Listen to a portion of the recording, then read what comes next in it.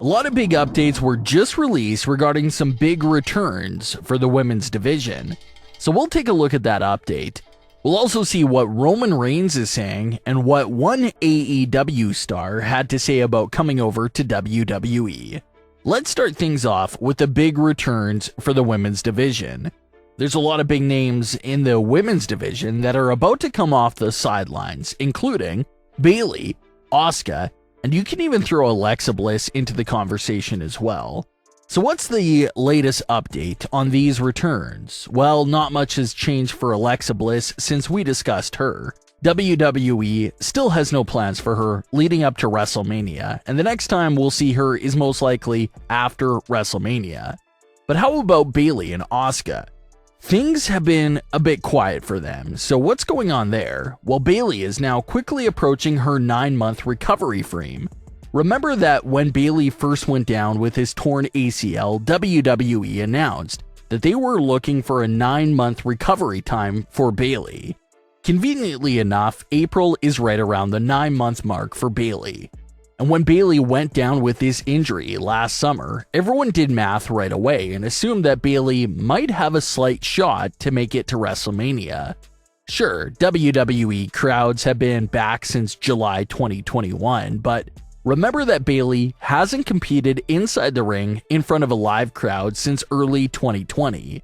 Before the pandemic era for WWE. That's how long it's been since Bayley wrestled in front of a live crowd, well over 2 years, which is just mind-blowing to think about. So everyone thought that a nice return present for Bayley would be for her first match back to be in front of a crowd at WrestleMania with that massive crowd. Well, reports now seem to be officially putting an end to that fan theory. Reports claim that even though Bayley is at the end of her recovery, there still is nothing planned for her at WrestleMania. So that's a bit unfortunate, but on the bright side, reports claim that Bayley should be back very soon after WrestleMania season. Everyone knows that WWE tends to use some of their big returns after WrestleMania season just to keep that WrestleMania buzz going and not let it fizzle out. So maybe that's what they do here with Bayley. Maybe she appears on the Raw after WrestleMania, the SmackDown after WrestleMania, or one of those upcoming spring shows to really add some buzz to whatever show she lands on. Also, remember that Bayley technically is still a free agent, so that definitely gives WWE creative a bit more wiggle room to place her wherever she's needed at more between Raw and SmackDown. So that's one massive return to look forward to after WrestleMania season. Same sort of thing for Asuka. She's reportedly extremely close to returning as well. Reports claim that there is no plans for Asuka in place at the moment, but once she fully comes off that inactive list, that's probably when ideas will start getting pitched creatively. So the plan may not be fully in place right now, but Bayley, Asuka, and Alexa Bliss are some big names that we should expect to see on WWE television shortly after WrestleMania. Seeing former WWE stars switch over to AEW is something that we've seen happen hundreds of times already, but we've never seen someone jump ship from AEW to WWE. Haven't seen that yet. Now, a lot of people think that Cody Rhodes may turn out to be that first former AEW star to appear on WWE, and that could very much still happen. But there's another AEW star out there that's teasing a possible WWE signing, and that's MJF. MJF is in the middle of a heated feud with CM Punk, which has been one of the most talked about stories from AEW. They got personal, and it's been very entertaining thus far. MJF has proven that he can get a great heel promo. He can give something emotional. He's got a lot of range there in that field. MJF's AEW contract expires in 2024, and he has already said in several recent interviews that he expects for there to be a bidding war between WWE and AEW to sign him. MJF will only be 28 years old by then of his contract in 2024, so you're talking about a great wrestler right there in the heart of their prime.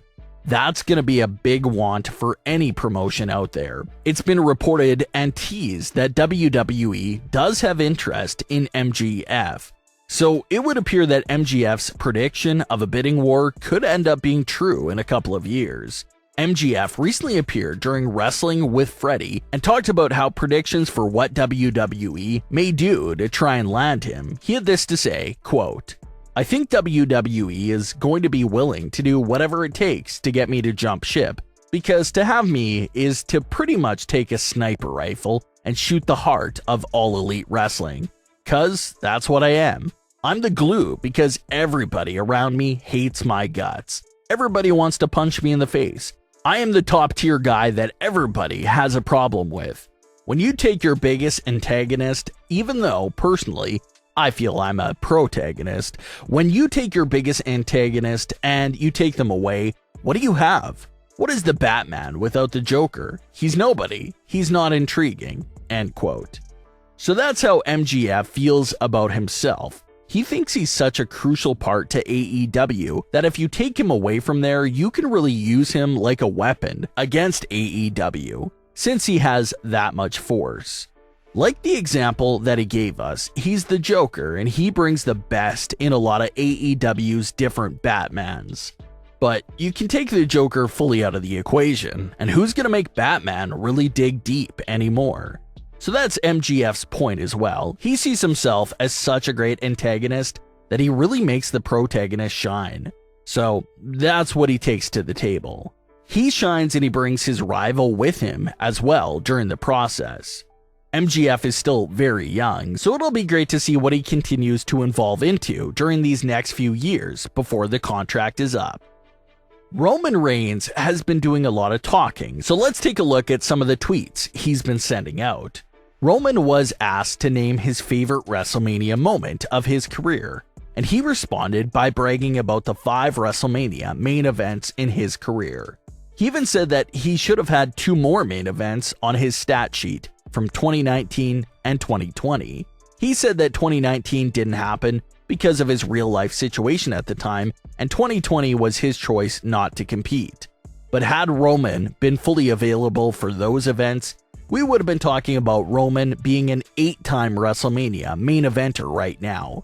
But Roman said his favorite moment was the stacked pin of Daniel Bryan and Edge from WrestleMania 37.